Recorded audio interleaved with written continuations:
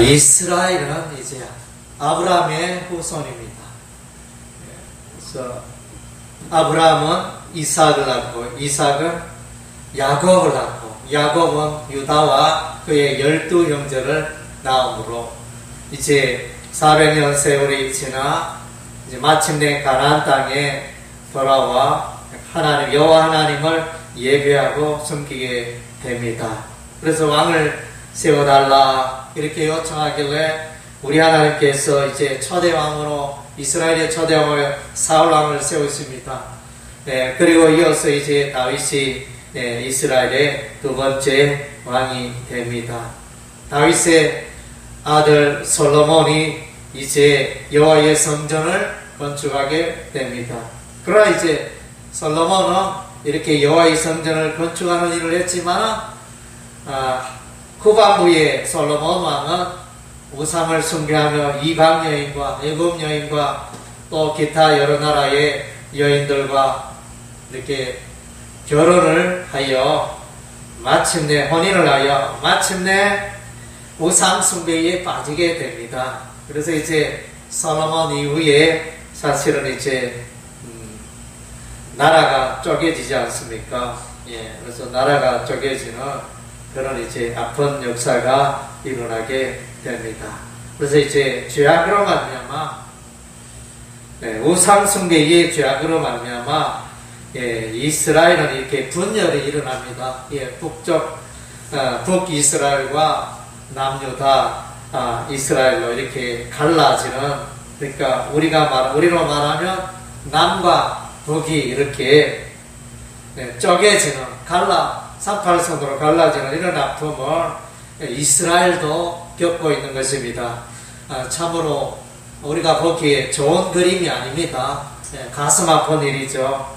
다 여호와 하나님을 믿고 살아가는 한 족속이 되어야 할 텐데 나라가 두 개로 쪼개져 가지고, 특별히 북이스라엘은 단과 베델에 송아지 우상을 세우고, 북이스라엘의 초대왕 여로보암 왕이 단과 베델에 송아지 우상을 세우고, 우리가 이 신을 경배하자 이러면서 이 신이 여호와의 신이다 이렇게 말하면서 이렇게 율법을 멀리하고 자기 나름대로 이렇게 말씀을 멀리하고 이렇게 살아가는 첫발을 내딛게 됩니다. 오늘 이제 이 배경에 이게 보면 이사야서 7장과 8장의 배경에 보면 이제 강대국 아수르의 위협이 있습니다. 강대국 아수르가 힘을 얻고, 그 이전에는 이제 애굽 나라의 바로가 힘을 얻고 강대국이었지만 이제 세월이 흘러서 아수르 나라가 이스라엘을 침공하고 아람 나라를 침공하고 블레셋을 침공하고 애굽을 침공하고, 이런 이제 아수르 세력이 바다물결처럼 쓰나미처럼 몰려오는 이런 시대를 맞이하게 되었습니다. 우시야 왕 때는 나라가 태평하였습니다. 이웃 나라를 정복하고 이스라엘이 이제 강한 나라로 이렇게 되었는데, 우시야 왕 이후에 이제 아수르 세력이 몰려오면서 이제 이스라엘이 위기를 맞이하게 됩니다. 그래서 이스라엘뿐만 아니라 주변 나라도 위기를 느끼고, 그래서 이제 아람 나라와 북이스라엘 에브라임이 손을 잡습니다. 손을 잡고 동맹을 하여, 그래서 이제 우리가 아수르나 강한 아수르를 우리가 연합하여 물리치자. 그래서 이제 이것을 가지고, 이러한 목적을 가지고 이들이 시리아와 아람과 에브라임이 아람 나라와 북이스라엘이 유다 나라의 아스 왕에게 요청을 합니다. 우리와 더불어 손을 잡고 강한 아수르를 물리치자 이렇게 했는데, 아수르는 그의 그 요구에 요청에 응하지 않았습니다. 왜냐하면 시대 여론을 딱 읽어보니까 아람 나라 또 에브라임 또 유다가 이렇게 세 나라가 힘을 합친다 해도 아수르에게는 이렇게 안 될 것이다 이렇게 판단을 했다고 여겼습니다. 그래서 이제 나는 아수르와 연합할래 이러면서 아수르를 대적하는 정책을 나는 펴지 않겠다. 아하스 왕이 이제 그렇게 말하니까 그래서 이제 이 아람 나라와 북이스라엘이 연합하여 동맹하여 이제 유다 나라를 예루살렘을 침공하게 됩니다. 그래서 이 배경이 이제 그런 배경입니다. 그래서 우리 하나님이 말씀하시기를 그들의 그 계획이 서지 못하리라. 그들의 계획이 예루살렘 점거하는 그 계획이 다 수포로 돌아가리라. 이제 여론이 이제 배경이고 그래서 이제 이 아하스 왕이 아수르의 도움을 요청합니다. 아람 나라와 북이스라엘 연합하여 예루살렘 유다를 침공할 때 그래서 SOS 신호를 보내면 구원의 요청을 군사 요청을 아수르에게 합니다. 그래서 이제 아수르 왕이 와서 아람 나라를 점거하고 또 조금 있다가 북이스라엘을 점령하고 이런 일들이 일어나게 됩니다. 참으로 어떻게 보면 가슴 아픈 일이죠. 우리가 6.25 전쟁을 동족상잔의 비거이라고 하는데 이스라엘도 남이스라엘, 북이스라엘이 이렇게 다투다가 북이스라엘 나라가 포로가 되고 멸망되어 버립니다. 참으로 가슴 아픈 일입니다. 지금 오늘 본문의 배경은 그러합니다.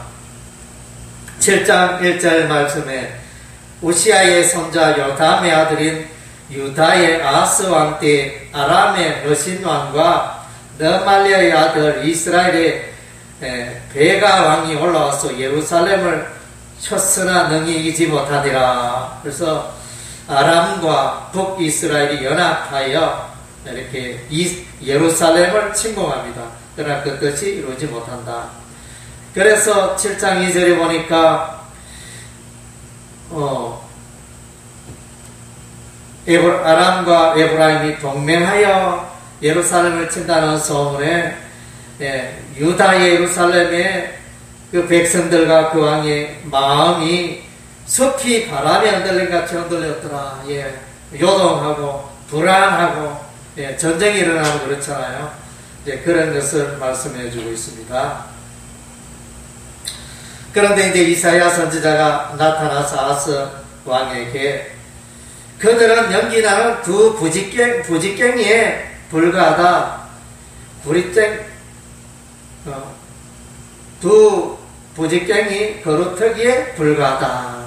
이런 이제 예언을 합니다. 그래서 부지깽이에 연기가 나는 것은 이렇게 불은 없고 이렇게 연기는 풍풍 나고 아무 일도 할 수 없는 그런 상태를 말하는데 이렇게 대단한 전쟁을 일으키지만은 이들은 마침내 뜻을 이루지 못하는 그런 의미가 됩니다. 그래서 이들이 침략하여 아하스 왕이 말을 안 듣니까 그래서 다브엘의 아들을 왕으로 세워가지고 괴뢰 정권을 만들어가지고 유다를 자기들에게 말 잘 듣는 나라로 속국으로 만들고자 하는 그런 이제 의도로 전쟁을 벌였지만은 그의 뜻은 서지 못합니다. 7장 7절에 주 여호와의 말씀이 그 일은 서지 못하며 이루어지지 못하리라. 하나님께서 미리 예언하십니다. 하나님께서는 역사의 주인이기 때문에 이 모든 역사의 주인이기 때문에 하나님의 말씀하시면 하나님의 말씀대로 다 되는 것입니다. 그래서 아람 나라와 에브라임이 연합하여 유다를 침공하고 또 이 유다가 영적으로 깨어있지 못하고 하나님 보시기에 말씀 정성으로 살지 못하니까 그 이제 이런 일이 일어나는 겁니다. 또 북이스라엘이 아수르 나라에 의해서 멸망당하는 이유가 뭐냐? 하나님의 말씀대로 행하지 않고 우상을 숭배하며 하나님의 말씀을 멀리하고 율법의 말씀을 멀리하니까 하나님이 이것을 징계하시는 것입니다. 예, 그래서 오늘 표현 말씀에 보니까 하나님께서는 8장 18절에 보니까 만군의 여호와라 그랬습니다. 만군의 여호와. 그래서 하나님은 만군의 온 세상의 주인이요 온 세상의 왕이신 것입니다. 역사의 주관자가 되시는 것입니다.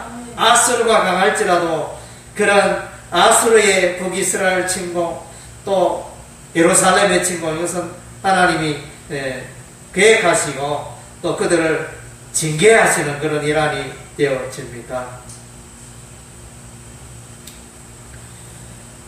예, 그래서 이제 7장 9절에 에브라임의 머리는 사마리아요 사마리아의 머리는 너말리아의 아들이니라. 만일 너희가 굳게 믿지 아니하면 너희는 굳게 서지 못하리라. 그래서 이제 믿으라는 표현이 나옵니다. 우리는 이제 하나님의 말씀을 믿어야 돼요.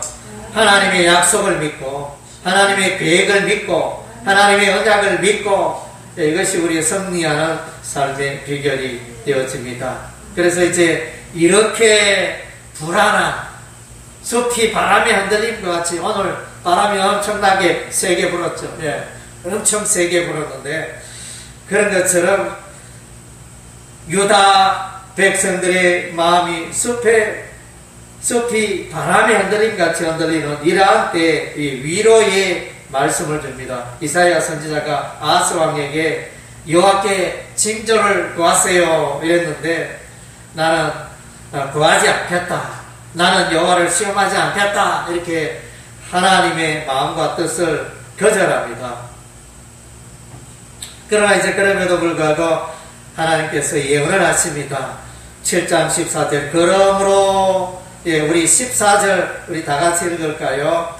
그러므로 주께서 친히 징조를 너에게 주실 것이라. 보라 처녀가 잉태하여 아들을 낳을 것이요 그의 이름을 임마누엘이라 하리라. 예, 그래서 아멘. 이거는 이제 마태복음 1장에 인용된 말씀. 이 메시아 예수서가 처녀 마리아의 몸에서 이제 잉태하여 처녀가 아들을 낳게 되고 이름을 예수라 하라. 이렇게 그것이 마태복음 1장에 나오죠. 이 이사야 선지자의 7장 14절의 말씀을 이제 마태가 인용하고 있습니다.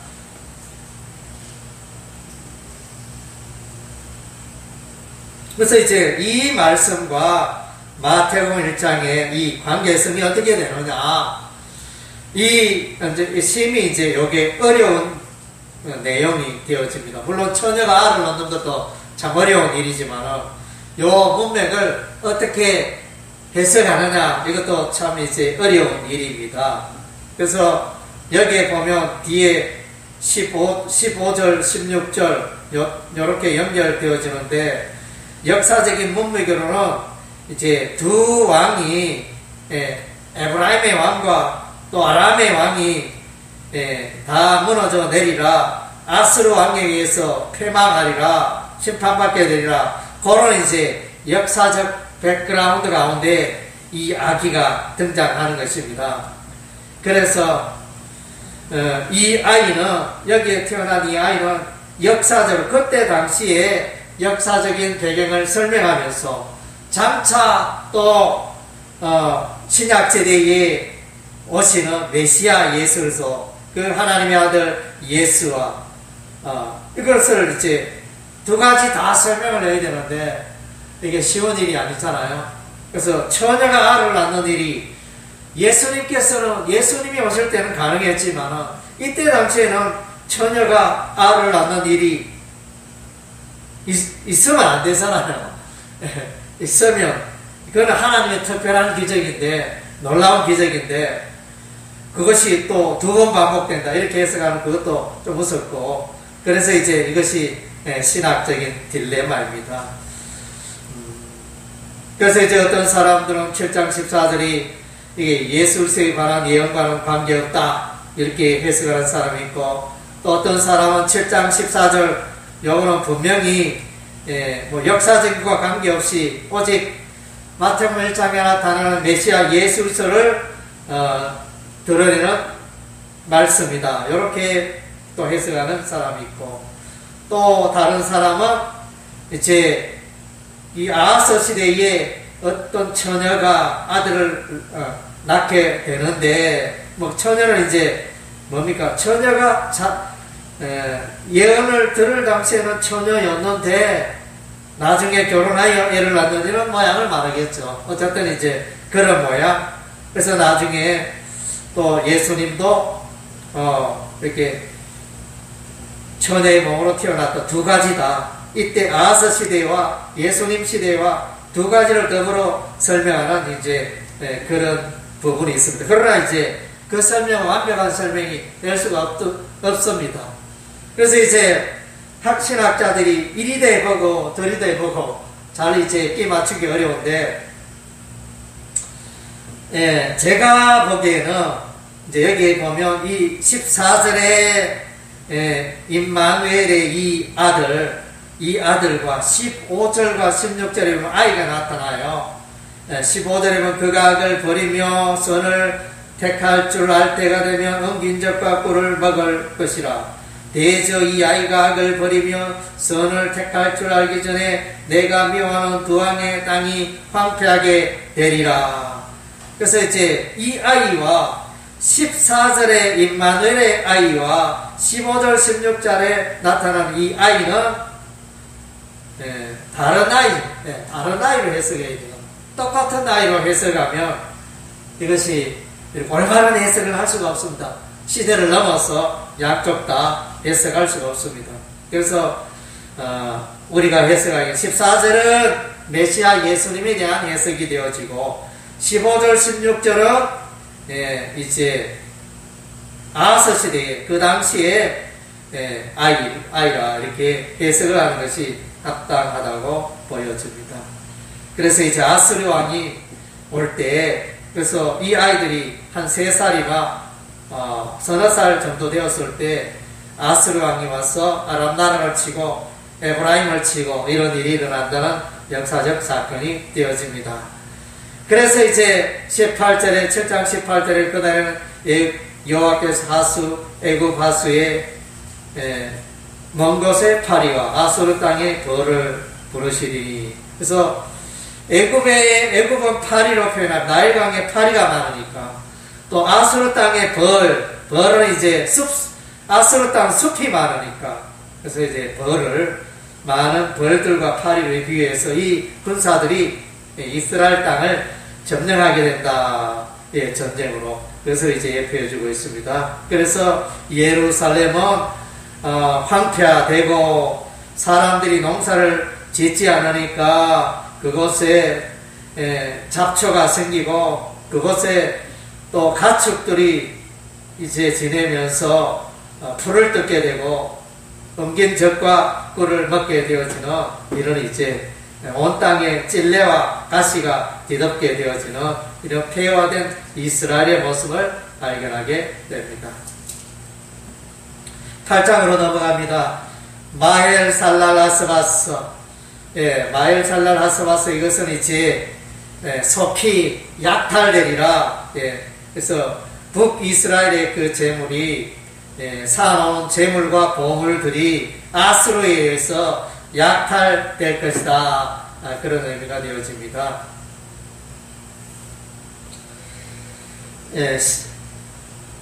8장 4절에 보니까 이는 이 아이가 내 아빠 내 엄마 부를 줄 알기 전에 다메섹의 재물과 사마리 노래물이 아수르 왕 앞에 옮겨질 것입니다. 이렇게 말씀해주고 있습니다.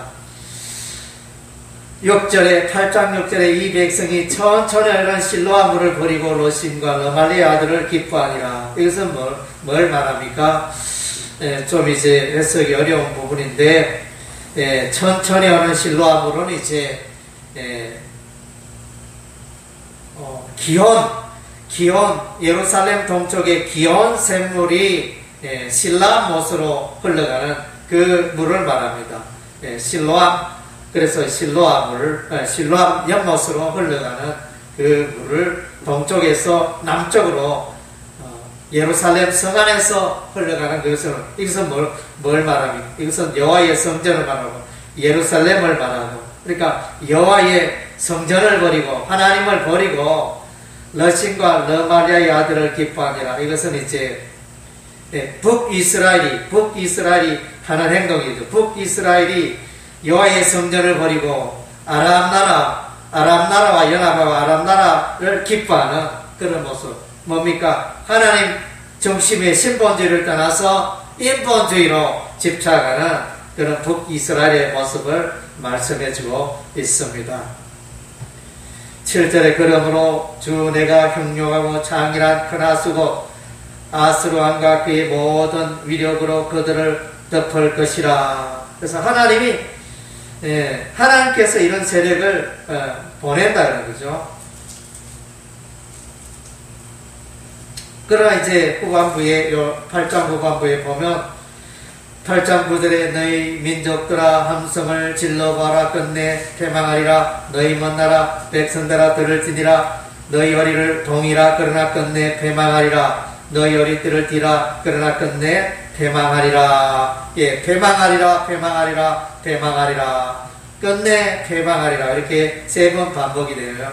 그래서 아스루 나라 강할지라도 마침내 멸망하게 되고, 하나님의 뜻만 온전케 되고 하나님이 여전히 유다 나라와 그의 백성과 함께 한다는 것을 말씀해주고 있습니다. 13절 만군의 여호와 그를 너희가 거룩하다 하고 그를 너희가 두려워하며 무서워할 자로 삼으라. 그가 성소가 되시리라.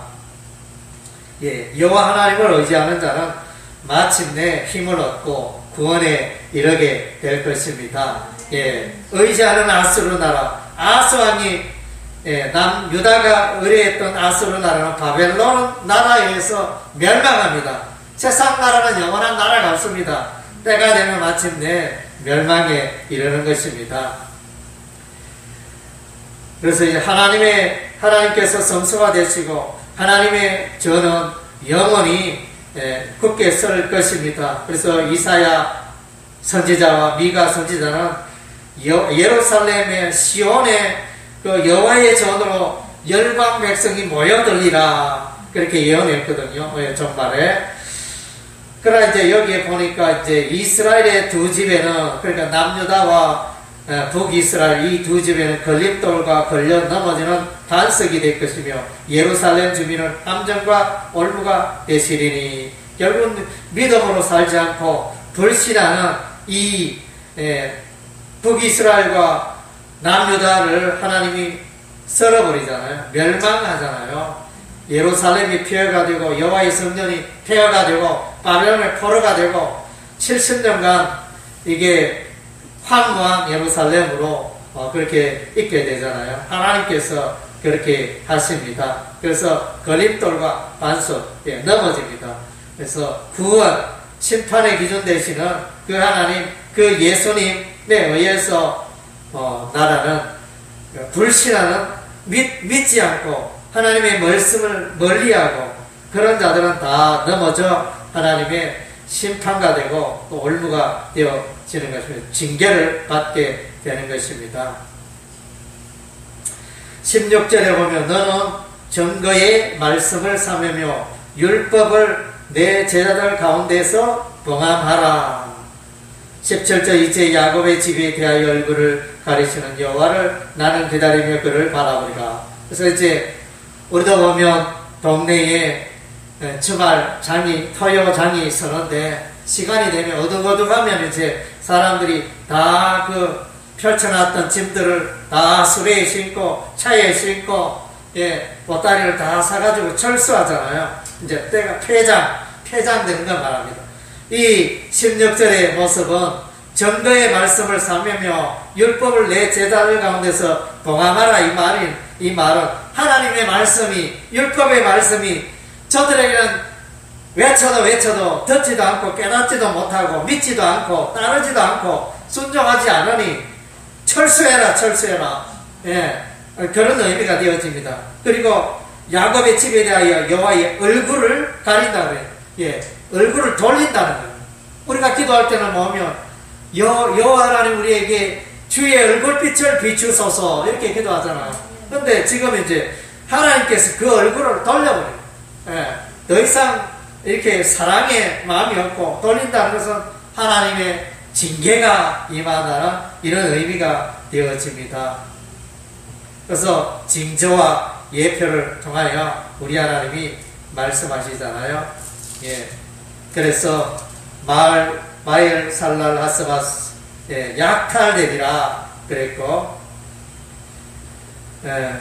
또 이제 스알랴습이라는 7장 3절에 이사야의 아들 스알랴습이 나타나는데, 이것은 남은 자가 돌아오리라 이런 의미입니다. 그래서 이사야의 두 아들, 첫째 아들은 스알랴습, 남은 자가 돌아오리라. 둘째 아들에 대해서는 마엘 살랄하스바스, 약탈되리라. 이것은 뭡니까? 이렇게 하나님의 심판과 징계가 있는데, 그래서 그 가운데 그의 백성 남은 자가 있을 것이다. 스알랴습을 통하여 또 소망의 이스라엘의 소망을 말씀해 주고 있습니다. 예, 그래서 이제 18절에 보면 이스라엘 중에 징조와 예표가 되었다. 예, 보라 나와 및 여호와께서 내게 주신 자녀들이 이스라엘 중에 징조와 예표가 되었다 말씀하십니다.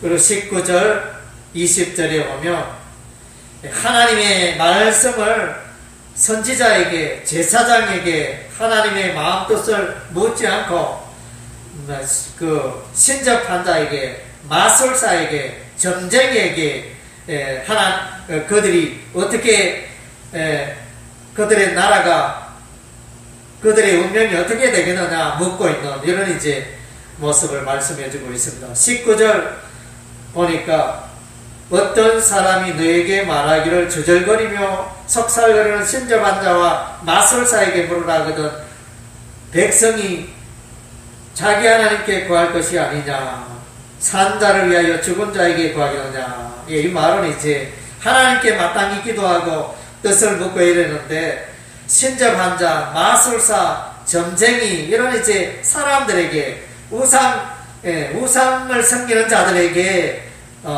뜻을 묻고 의지하고 판단을 하고 이러니까 참 기가 막히잖아요. 예, 그래서 인생을 살아가면서 오늘날 사람들도 보면 교회는 다니는데 힘들고 사업이 어렵고 또 자녀들이 어렵고 어려운 일 당하고 일이 꼬이면 점쟁이한테 가서 우리가 어떻게 되고 올 이 한 해는 우리 집안이 좀 어떻게 되겠습니까? 우리 아들 장래가 어떻게 되겠습니까? 이렇게 묻는 교회 다니는 사람들이 허다하다 이렇게 말하는 사람들이 있었습니다. 정말로 마음이 아프죠. 하나님께 뜻을 묻고 우리가 그렇게 살아가야 하는 것입니다. 20절에 마땅히 율법과 증거의 말씀을 따를지니, 그래서 하나님의 말씀을 따르는 게 참 지혜인 것입니다. 하나님의 말씀이 없으면 그의 삶 가운데 빛이 없고 어둠이 임하게 됩니다. 22절에 보니까 21절 22절에 보니까 율법에서 하나님의 증거의 말씀에서 떠난 자들은 곤란한 일을, 불행한 일을 겪게 될 것이라 말씀해 줍니다. 이 땅으로 헤매며 검거하며 검지를 것이라. 그가 검지를 때 격분하여 자기의 왕과 자기의 하나님을 저주할 것이며 위를 쳐다보거나 땅을 구하고도 환난과 흑암과 고통의 흑암뿐이니 그들이 심한 흑암 가운데로 쫓겨 들어가리라. 흑암에 빠지고 소망이 없고 패망하게 되고 멸망하게 되고 참 이런 이제 인생이 될 수밖에 없다는 것입니다. 하나님은 만군의 여호와 하나님입니다. 만군의 여호와 하나님을 우리가 참을 기쁘게 하고 예배하는 일은 하나님의 말씀 따라 하나님의 말씀을 귀하게 여기고 살아가는 자에게 우리 하나님께서 빛이 되고 등이 되고 승리의 삶을 살게 하실 것입니다. 할렐루야. 아멘.